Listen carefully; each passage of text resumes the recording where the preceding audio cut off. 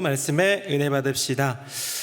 제가 보니까 오늘 찬양대도 5시부터 오셔가지고 아마 연습을 하셨어요. 참 힘든 그런 과정인데도 수고하셨고, 우리 찬양으로 이렇게 특순 올려드리는 구역장님들, 이렇게 특순자들뿐만 아니라 수고하는 분들이 참 많이 있습니다. 오늘 이렇게 차량으로 오신 분들은 아마 아시겠지만 차량을 안내해 주시는 집사님들이 계세요. 아마 지금도 못 들어오신 분들이 계신데 새벽 일찍부터 나오셔서 안내해 주시고, 또 영상으로 또 방송으로 음향으로 수고해 주시는 분들이 많이 계시거든요. 이 예배를 위해서 애쓰시고 수고하는 봉사자들을 위해서 격려의 박수 한번 하도록 하겠습니다. 감사합니다. 감사합니다. 네, 말씀 전하겠습니다. 어제는 그 복음의 지경에 대한 이야기를 했어요. 이게 점점 이스라엘 백성들 가운데, 특별히 사도들 가운데 갖고 있었던 머릿속에 오해가 있었습니다. 뭐냐면 요 범위를 생각할 때, 복음의 범위를 생각할 때 우리 이스라엘만, 우리 그 유대인만 요 정도 범위였단 말이에요. 그런데 그게 아니었어요. 오해는 결국 착각이었고요. 진리로 나아가게 되는데 진리를 예수님이 하신 말씀 마가복음에서 찾게 되었지요. 우리 그 말씀 너무 위대하고 좋은 말씀, 짧고 굵은 말씀이기 때문에 우리 마음속에 새겼으면 좋겠습니다. 우리 화면 보시고 같이 한번 읽어보겠습니다. 시작. 또 이르시되 너희는 온 천하에 다니며 만민에게 복음을 전파하라. 아멘. 요 표에 보시면요, 복음의 범위라고 해놓고 왼쪽에 보니까 오해가 있습니다. 이스라엘 그리고 유대인만 구원받을 줄 알았어요. 그게 그들의 범위였어요. 복음의 범위. 그런데 진리는 뭡니까? 온 천하였어요. 만민이었어요. All the world, all creation이었어요. 그래서 모든 세계, 모든 민족에게 이 복음이 뻗어져 나가는 것이 복음의 범위의 확장이었어요. 이것이 이제 깨지게 된 사건은 뭐 여러 가지가 있을 수 있는데, 가장 굵직한 사건이라고 한다면 스데반 집사의 죽음으로 인하여서 이 예수님 믿던, 예수님의 십자가와 부활을 증거하던 이 복음의 사람들이 퍼져가게 됩니다. 흩어지게 됩니다. 그 사건도 있고요. 또 이제 고넬료라는 이방인이 구원을 받게 되는 사건, 뭐 이런 사건들이 연이어 터지게 되면서 그렇구나, 우리가 생각했던 범주를 벗어나는구나, 하나님의 그 복음은, 예수 그리스도의 그 복음은 우리가 생각했던 범위를 넘어서는 놀라운 지경의 복음이구나 라는 것을 깨달았는데요, 아직 하나 남은 착각, 오해가 있었습니다. 그건 뭐냐? 그래, 온 우주 가운데, 온 세계 가운데, 온 만민 가운데 복음이 퍼져나가야 되는데 이 복음은 이 세대에 국한할 거야 라는 당대에 대한 개념이었어요. 당대, 우리 세대가 가기 전에 결국 예수님 오실 거야, 아마 길어도 100년 내로는 오실걸 이라는 생각이 머릿속에 있었는데 그게 오해였고 착각이라는 것이죠. 근데 이 오해를 불러일으키게 된 데에는 예수님의 책임이 상당히 크게 있습니다. 왜냐하면 물론 이 말씀은, 예수님의 그 말씀은 다른 의미이지만 오해를 우리가 했던 것이죠. 바로 이 말씀입니다. 우리 화면 보시고요, 착각을 불러일으킨, 오해를 불러일으킨 예수님의 말씀입니다. 제가 읽어볼게요. 진실로 너희에게 이르노니 여기 서 있는 사람 중에 죽기 전에 인자가 그 왕권을 가지고 오는 것을 볼 자도 있느니라. 아멘. 분명히 복음의 확장은 이루어지고 있지만 그들에게 있어서 복음의 어떤 지경, 범위는 넓어져 가고 있지만 이게 가로잖아요. 가로로는 넓어지고 있다는 것을 깨닫고 그 지경이 이 머릿속에서, 세계관에서 완전히 깨지는 것을 경험했지만 이것이 또 세로로 계속해서 다음 세대로 이어져 가고, 그냥 우리 세대만이 아니라 계속 이어져가는 영원한 세대 속에 있다라는 것은 생각하지 못한 것이죠. 표를 한번 보도록 하겠습니다. 그래서 오해는 뭐였냐면요, 이 복음의 세대에 대한 오해는 당대였어요. 적어도 100년 내로 끝날 줄 알았어요. 하지만 그것은 당대가 아니라 영원한 세대였고, 그날은 우리가 알 수 없습니다. 예수님이 오시는 그날은 우리가 알 수 없어요. 사실 성경이 수많은 곳에서 증언하고 있어요. 도적처럼 임할 것이다. 여러분, 도둑이 예고하고 집에 찾아오나요? 똑똑똑 제가 새벽 2시 오기로 했는데 기다리고 있었죠? 이러지 않잖아요. 도적같이 임하는 것이 예수님의 그 재림이라면 우리는 그때와 시를 알 수 없다는 것이죠. 그래서 때를 얘기하는 사람들, 명확한 시를 얘기하는 사람들, 이런 건 다 이단이에요. 우리 주님께서는 그 때와 시를 알 수 없게 임하신다고 말씀하셨고, 우리를 사랑하시기 때문에 한 명이라도 더 구원하기 위해서 그때를 조금씩 미루고 계시고 조금씩 연기하고 계신다는 것을 성경을 통해서 우리는 알 수 있습니다. 그렇기 때문에 이 지상대 명령 안에는 위대한 사명이 하나 들어있는 것이죠. 무엇이냐? 바로 교육의 사명입니다.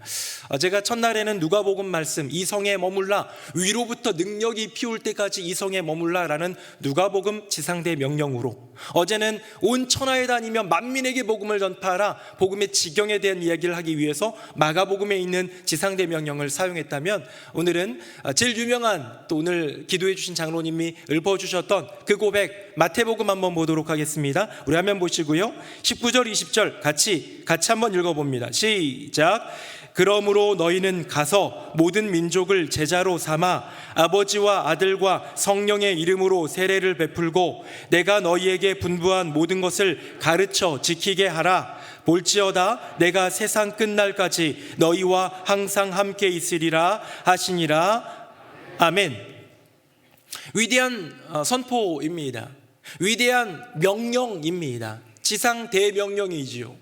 지극히 높은 이 세상에서 주어진 최고의 명령, 바로 이 지상대 명령은 많은 사람들을 제자로 삼고 세례를 베풀고 그들에게 예수님께서 하신 그 말씀들을 가르쳐 지키게 하는 이 사명인데요, 방금 읽은 본문에 보면 동사가 구분이 됩니다. 다시 한번 화면 볼까요?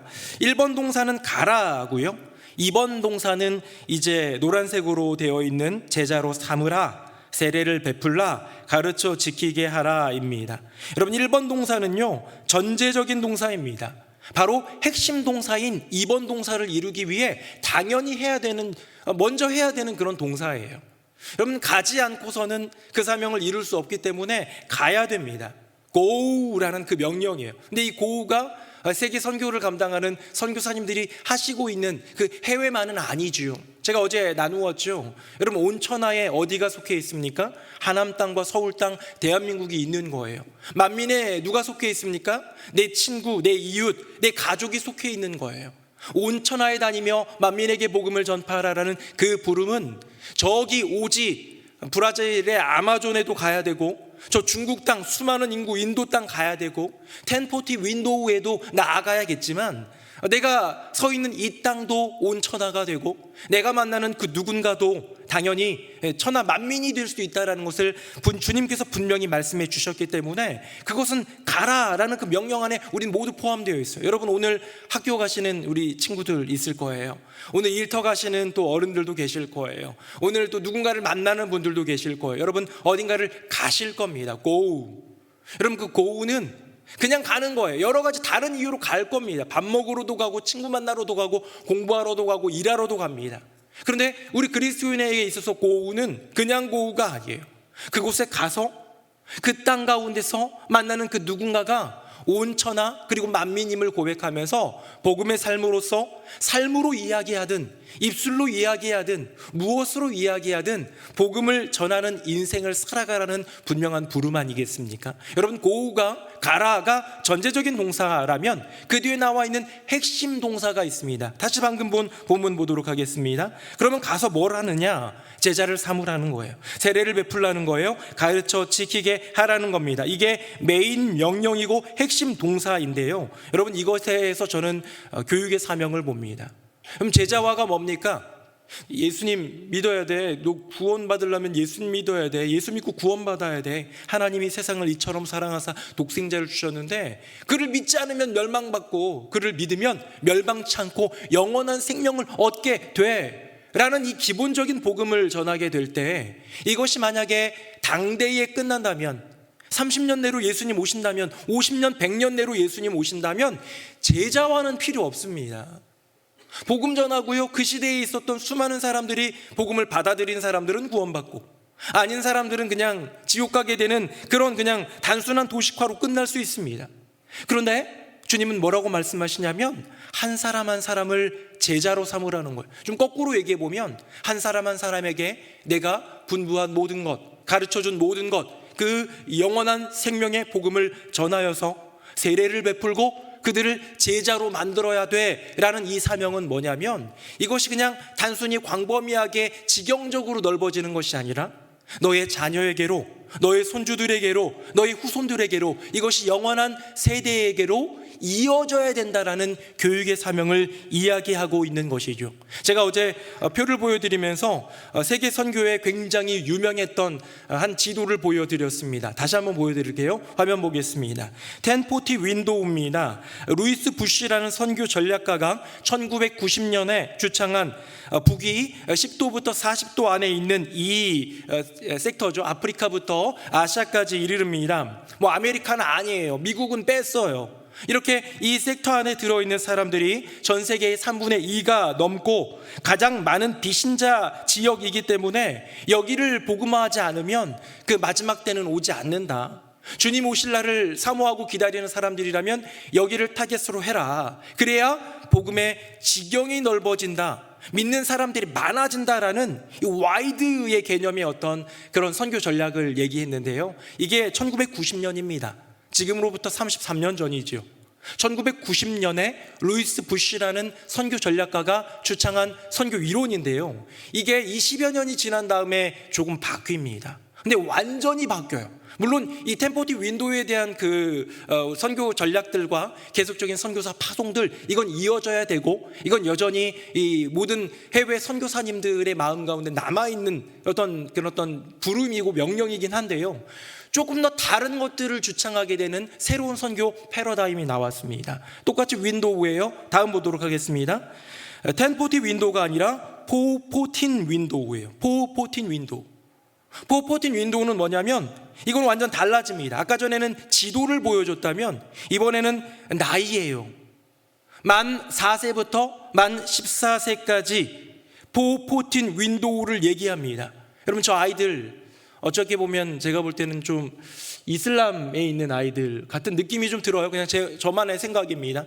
저 해맑은 영혼의 아이들, 눈이 반짝반짝거리는 저 아이들을 주님께로 인도해야 된다라는 거예요. 저를 한번 보겠습니다. 여러분, 이것을 주창한 이유는 뭐냐면 이 선교 전략가들이 많은 것들을 좀 연구하고 고민하다가 굉장히 중요한 자료를 얻게 됩니다. 그게 뭐냐? 미국과 또 그 주변에 있는, 또 유럽에 있는 많은 그리스도인들이 많이 있는 그 나라들, 또 복음화가 빨리 진행되고 있는 남미라든가 아니면 이런 지역들, 이런 지역 안에 있는 복음화율을 보니까 이런 결론이 나왔대요. 크리스천의 80% 이상이 4세에서 14세 요 사이에 주님을 영접하더라. 복음을 받아들이던 연령대가 4세에서 14세가 자그마치 80%가 넘더라는 거예요. 그렇기 때문에 이 세대를 공략하고 이 세대들을 타겟으로 삼지 않으면 복음화는 이루어지지 않을 뿐더러 이 세대들이 점점 죽어가고 있다라는 결론을 내립니다. 놀랍게도 414 윈도우를 주창한 선교 전략가 역시 똑같은 루이스 부시라는 사람이에요. 1040 윈도우, 지경에 대한 이 가로로 뻗어가는 이곳을 얘기했던 그 사람이 선교 전략가 루이스 부시라면, 이제는 414는 어린 연령대지만 우리에게 있어서는 다음 세대입니다. 이 414 이 아이들이 크고 하잖아요. 이 20세가 넘어가고 30세가 넘어 40세, 50세가 되면 그 자녀들이 또 414 윈도우 안에 들어올 거예요. 계속해서 이어지는 영원한 세대 가운데의 복음을 이야기하고 있는 것이죠. 저는 새노래명성교회 교회학교가 참 귀합니다. 은혜가 되고, 저는 저희 아버지가 심호하던 교회에서 자랄 때 어른들이 그런 얘기 많이 했어요. 야, 누가 교회에서 이렇게 뛰어다니냐? 교회는 뛰어다니는 데 아니야. 이런 얘기를 했는데 저는 가만히 있는 스타일이 아니거든요. 늘 돌아다니고 뛰어다니고 그러다가 꾸지람을 많이 들었던 기억이 납니다. 저는 우리 새노래명성교회의 1층 로비에 주일 예배 때든 어느 때든 아이들이 뛰놀고 아이들이 돌아다니는 거 볼 때마다 너무너무 행복합니다. 왠지 아세요? 원래부터도 다음 세대들이 있는 것 자체만으로도 감격이긴 하지만 이 시대가 점점 이 다음 세대들 414 윈도우가 무너져 가고 있기 때문이에요. 제가 이거를 보여드리는 게 참 좀 죄송스럽긴 하지만 현실이기 때문에 여러분들 보여드리도록 하겠습니다. 우리 화면 한번 보겠습니다.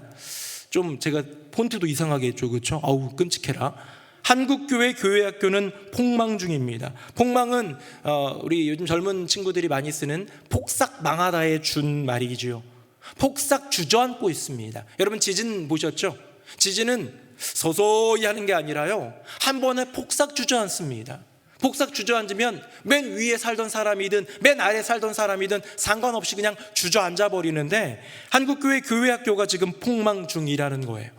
제가 옛날 있던 기사 아닙니다. 어제 기사예요. 오늘 3월 3일 맞죠? 어제인 2023년 3월 2일 국민일보 기사에 보면 이런 내용이 있더라고요. 예장통합 교회학교, 예장통합이 우리 교단이에요. 우리 교단 교회학교 운영률은 57%라고 합니다. 예전에는요, 어른들보다 어린아이들이 많았던 시대가 있었어요. 80년대 이럴 때는 어른들이 200명 나오면 아이들은 300명 나올 때도 있고 막 그랬던 시대가 있었습니다. 지금은 교회학교를 운영하지 않는 그런 교회가 43%에 이르고 있고, 교회학교를 운영해도 예를 들어 중고등부가 없거나 이런 유치부가 없거나 이런 데는 비일비재합니다. 교회학교가 무너져가고 있고, 또 가나안 성도라고 하죠. 나 예수는 믿지만 교회는 안 나가를 거꾸로 해서 가나안 성도라고 얘기를 하는데요.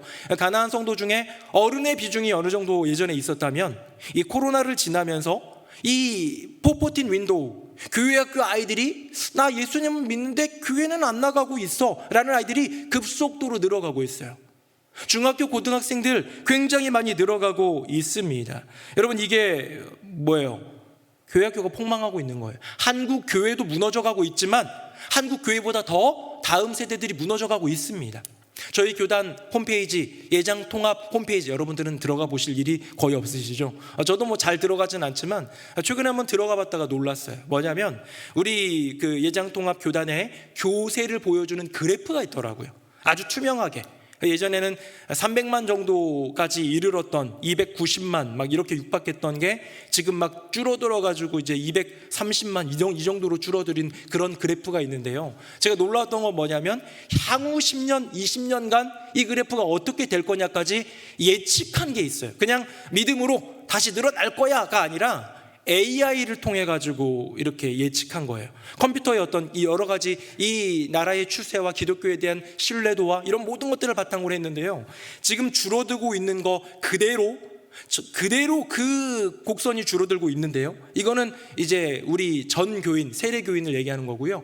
교회 학교는 이렇게 떨어집니다. 이렇게 더 경사지게 떨어지게 되어 있어요. 자, 그렇다면 교회 학교가 폭망하는 이유가 뭘까요? 이유를 제가 한번 분석해 봤습니다. 3위, 2위, 1위. 3위 보겠습니다. 자, 3위는 뭐냐면 코로나19로 인하여서 교회와의 연결점이 끊어진 거예요. 우리 청소년들이, 우리 교회학교 아이들이 그냥 자연스럽게 교회를 안 나가다 보니까, 비대면으로 하다 보니까 이 신앙의 연결점들이 끊어진 것, 이게 어쩌면 1위 아닌가? 라는 생각이 들 수도 있는데요, 이게 3위입니다. 자, 그러면 2번은 뭘까요? 2위 보겠습니다. 2위는 심각한 저출산입니다. 우리나라가 그렇게 애를 안 낳아요. 대한민국이 고은범 목사를 본받기를 원합니다. 네. 4명. 심각한 저출산 때문에 이제는 아이들의 수가 줄어들고 있어요. 엄청나게 줄어들고 있기 때문에, 제가 기억하기로 저희 학년 때에, 제가 막 고등학교 2학년, 3학년 할 때 모의고사 보면 모의고사 보는 애들이 80만 명이 넘었어요. 그러니까 그 학년 때가 80만 명 정도 된다라는 건데요, 지금은 말도 안 되게 줄어있는 그런 상황이고 점점 줄어들고 있습니다. 한 해 태어나는 숫자도 40만도 안 되는 것 같아요. 굉장히 어려워져 가고 있습니다. 현실적인 문제고, 이거는 보편적인 문제입니다. 한국 교회만의 문제가 아니라 전 사회적인 문제지만, 그렇기 때문에 교회학교에도 이런 것이 결과로 올 수밖에 없다는 거예요. 이 두 가지, 코로나로 인한 것과 또 그리고 저출산 말고 1위는 뭘까요 도대체? 1위가 도대체 뭘까요? 궁금합니다. 보겠습니다. 1위는 30대 40대 바로 부모님의 신앙이 흔들리고 있다는 거예요. 여러분, 포포틴 윈도우 친구들은 보통 이제 유치부부터 초등학교 친구들이에요. 중학교 조금 초반까지. 얘네들이 알아서 신앙 가지고 교회 나옵니까? 얘네들이 정말로 주님을 영접하는 그 때가 포포틴 윈도우의 80%가 넘는다라는 기록이 있고 그런 조사가 있는데, 그들이 의지를 가지고 난 예수님을 알고 싶어 해가지고 구도자의 심정으로 나오는 아이들이 있어요? 거의 없죠. 부모님의 손에 이끌려 나왔는데 전도사님의, 목사님의, 선생님들의 기도와 헌신과 말씀과 예배와 그 공동체 안에서 자연스럽게 복음이 스며드는 놀라운 은혜와 기적이 있는 건데요, 30대 40대 부모님들의 신앙이 흔들리고, 에이 내 예수님 믿는데 뭐 비대면이든 대면이든 뭐 어때? 라는 그런 안일한 의식 때문에 이제는 점점 이 교회학교 아이들은 부모님의 믿음은 지켜가고 있는지 모르지만 아이들은 무너져가고 있다는 거죠. 가난한 성도는 위안할지 모릅니다. 스스로 위안할지 모릅니다. 나는 그래도 믿음은 있어. 교회는 안 나가지만 예수 믿고 난 구원 받았어. 내 자녀에게도 어느 정도 얘기할 수 있을 것 같아. 손자는요? 손녀는요? 자신 있어요? 확신이 있습니까? 교회 안에서, 믿음 안에서, 공동체 안에서 세워져 가고 제자화되지 않는다면, 이 위대한 교육의 사명이 이루어지지 않는다면 여러분, 그 자녀들, 그 후손들 영원한 세대에 이르는 것이 지상대 명령이라면 그거 지금 내 안에 믿음이 있다고 내 자녀, 내 후손들에게 계속 이어갈 자신 있습니까? 표를 보도록 하겠습니다. 화면 보겠습니다. 자, 첫 번째입니다. 어제의 말씀이에요. 복음의 지경입니다. 오해였어요. 이스라엘과 그리고 유대인만이 구원받는 줄 알았는데 온 천하와 만민이었고, 오늘 내가 밟는 땅과 만나는 사람이 온 천하요 만민이라는 고백입니다. 자, 그렇다면 오늘 정리 한번 해볼까요? 복음의 연결입니다. 오늘 설교 제목은 복음의 연결. 오해는 당대가 끝, 100년 내로 주님 오실 거야 라는 오해였어요. 하지만 영원한 다음 세대를 향한 주님의 부르심이 있었고요, 그게 지상대 명령 안에 있었다면 우리가 적용해야 될 것은 뭡니까? 내 자녀들, 그리고 영적으로 우리가 함께 키우는 새노래명성교회 교회학교 자녀들, 이 다음 세대들을 향한 이 위대한 사명이 우리에게 있는 것 아니겠습니까? 다음 보겠습니다. 결론으로 복음의 지경은 선교의 사명이라면 복음의 연결은 교육의 사명입니다. 오늘도 교회학교 아이들이 왔어요. 첫날은 아무래도 3.1절이다 보니까, 쉬는 날이다 보니까 더 많이 왔고, 아마 내일은 토요일이니까 좀 많이 오지 않을까라는 생각이 듭니다. 그리고 교회학교 아이들 오는데 얼마나 힘들었어요, 그렇죠? 일어나는 것도 힘들고, 옛날에는 저 어렸을 때는 특세에 간다고 그러면 아버지가 깨우면 퍼떡 일어나고 당연히 가야 된다고 생각하면서 여기 까치머리하고 막 갔는데요, 요즘 애들은 보통이 아니에요. 왜 가야 돼? 이유를 묻기 시작하고요, 그 다음에 또 그냥 온라인으로 드리면 안 돼? 라는 생각도 합니다. 어떤 이제 청소년들은, 여기 청소년들도 앉아 있는데요, 청소년들 이렇게 생각할 수 있어요. 우리 애들 생각은 아닙니다. 네. 무슨 생각을 할 수 있냐면, 이렇게 가가지고 졸리게 설교를 듣는 것보다 나중에 오후에 저녁에 똑바른 그런 어떤 또랑또랑한 눈으로 유튜브로 듣는 게 더 유익하지 않겠느냐는 얘기도 할 수도 있습니다. 나름 그럴듯해 보이지 않습니까? 근데요, 이 새벽에, 매일 새벽은 나올 수 없지만 특별 새벽 예배 때 교회학교 자녀들을 부둥켜 안고 끌고, 때로는 실랑이를 벌이며 때로는 감정 싸움까지 해가면서 데리고 오는 이유는 뭐냐면, 새벽을 깨우고 주님 전에 이르는 그 삶을 경험해 보는 거예요. 우리 어른 세대들이 그렇게 애써 수고하며 눈발 날리더라도 새벽 제단을 지켰던 그때의 그 열정을 한번 경험해 보는 거예요. 아버지 집을 찾아보는 거예요. 부모님의 기도를 보는 거예요. 여러분, 조금 있다가 두 손 들고 통성 기도하잖아요. 여러분들은 기도하지만 애들은 둘러볼지도 몰라요. 이거 뭐 하는 거야? 우리 엄마도 기도하네? 나를 위해 기도하네? 교회를 위해 기도하네? 하나님의 영광과 복음을 위해 기도하네를 보라는 거죠. 그리고 옆에 있는 또래 친구들이 예수님을 바라보고 있다는 것을 보는 거예요. 우리는 하나님 안에 있는 사람이구나, 그리스도 예수 안에 있는 복음의 사명자구나, 깨닫지 못해도, 인정하지 못해도 어느 순간 나의 심령 가운데 스며드는, 왜? 414 윈도우 안에 복음의 역사가 나타나기 때문에.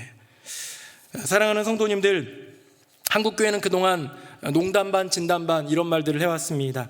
교회 학교는 돈도 안 되고 돈만 드는 녀석들이라고. 들어보셨습니까? 네. 헌금은 1,000원 갖고 오면서 간식 엄청 많이 먹어가고 막 그렇게 물질적인 세계관으로 생각하면 교회 학교는 투자 부서예요. 돈이 더 들어가요. 사실 우리 교회 예산의 많은 수가 교회 학교에 투자가 되지, 교회 학교를 통해서 예산이 얻어지는 건 아니잖아요. 예전에 그래서 장로님들이 그런 말들을 많이 했던 것 같아요. 교회 학교는 돈도 안 되고 돈만 드는 녀석들. 농담 반 진담 반입니다. 근데 저희 집에도 돈도 안 되고 돈만 드는 녀석들이 4마리나 있어요. 별로 돈 벌어오는 걸 본 적이 없어요. 세뱃돈이나 받아오면 주머니에 이렇게 챙겨놓고 하는, 그런데 돈은 계속 들어가요. 여러분, 돈도 안 되고 돈만 드는 녀석들인데 투자 안 합니까? 여러분 자녀들 어떻게든 공부도 해주고 싶고, 좋은 옷 입히고 싶고, 맛있는 거 먹이고 싶고, 건강한 거 잘 자라고, 키도 잘하고, 마음도 건강하고, 인격도 좋고, 신앙도 투철하고, 복음의 사명자 되라고 열심히 투자 저는 하고 있습니다. 여러분 어떻습니까? 여러분의 집에도 돈도 안 되고 돈 만드는 녀석들 한두 마리씩 있지 않습니까? 투자 어떻게 하십니까? 먹는 거, 마시는 거, 입는 거에만 투자하지 마시고 복음에 투자해야 되지 않겠습니까? 이 자녀들이 나중에 커갈 때 나는 내 믿음 지켰으니 너도 네 믿음 지켜라가 아니라 우리에게 주신 위대한 사명 자체가 제자로 삼고 세례를 주고 가르쳐 지키게 하라는 이 양육과 교육의 위대한 사명을 우리에게 주셨다면 먼저 내 새끼부터, 그리고 우리에게 영적으로 공유된, 우리가 영적으로 함께 품고 있는 새노래 명성교회 다음 세대들을 위해서 우리 투자해야 되지 않겠습니까? 비전이라는 노래가 있습니다. 우리 보좌 앞에 모였네 라는 찬양인데요, 이것은 계시록 7장 9절 10절에서 나온 그런 구절인데요, 우리 화면 한번 보고 우리 같이 한번 읽어보도록 하겠습니다. 제가 9절 10절은 같이 읽겠습니다. 이 일 후에 내가 보니 각 나라와 족속과 백성과 방언에서 아무도 능히 셀 수 없는 큰 무리가 나와 흰 옷을 입고 손에 종려가지를 들고 보좌 앞과 어린 양 앞에 서서 큰 소리로 외쳐 이르되 구원하심이 보좌에 앉으신 우리 하나님과 어린 양에게 있도다 하니 아멘. 여러분, 이게 비전이에요. 이게 요한이 보았던 계시록을 통해서 우리에게 선포했던 그 비전입니다. 여러분, 이 비전은 뭡니까? 모든 무리들이 오는데요, 모두가 흰 옷을 입었어요. 오늘 우리 찬양대회처럼 흰 옷을 입고, 근데 그냥 있는 게 아니라 손에 종려가지를 들고 여호와 하나님과 그분의 어린 양인 예수 그리스도를 향하여 정말로 찬양하며 높여드리는, 그게 환상이고 그게 꿈이고 그게 비전이라는 거예요. 그래서 이 노래의 제목도 비전 아니겠습니까? 제가 요거를요, 이미지를 한번 좀 찾아봤어요. 근데 적당한 이미지를 찾다가 그래도 좀 비슷한 거 요거 찾았습니다. 화면 보겠습니다. 저 멀리에 예수 그리스도의 왕 되심, 어린 양 되신 주님을 바라보며 흰 옷 입은 사람들이 모여 있어요. 저 위쪽에 하늘에는 천군 천사들도 흰 옷을 입고 있네요. 근데 모두가 다 종려나무 가지를 들고 있습니다. 지금 뭐 하는 거죠? 높여드리는 거예요. 주님의 왕되심을 찬양하는 거예요. 여러분, 이게 꿈이 되어야 돼요. 이게 우리의 비전이 되어야 돼요.